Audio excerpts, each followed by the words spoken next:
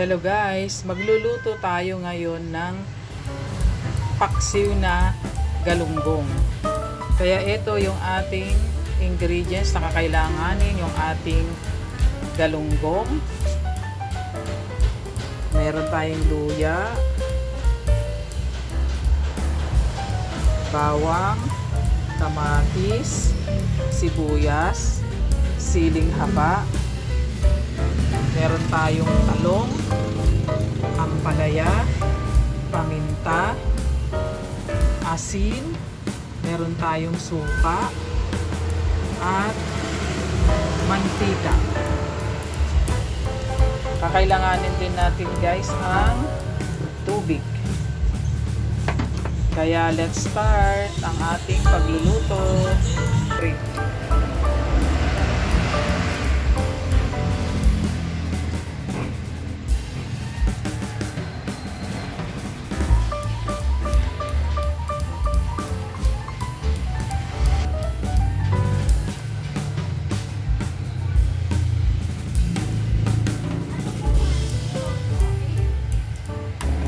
Lagay na rin natin guys yung ating mga rekado, bawang, luya, sibuyas, siling haba, kamatis, pamintang buo, talong, ampalaya, sabay-sabay na guys, asin, para isang kuluan na lang, suka, mantika, at tubig, tsaka sugar.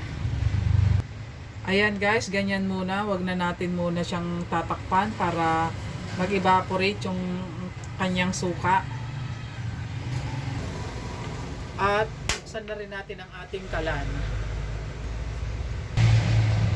Ayan guys, kulong-kulo na yung ating niluluto at nag-evaporate na yung ating nilagay na suka. Kaya pwede na natin siyang takpan. Update guys sa ating niluluto. Wow, kuluan na. Tikman natin kung okay na yung kanyang timpla. Mag-add lang tayo ng konting patis guys kasi medyo matapang.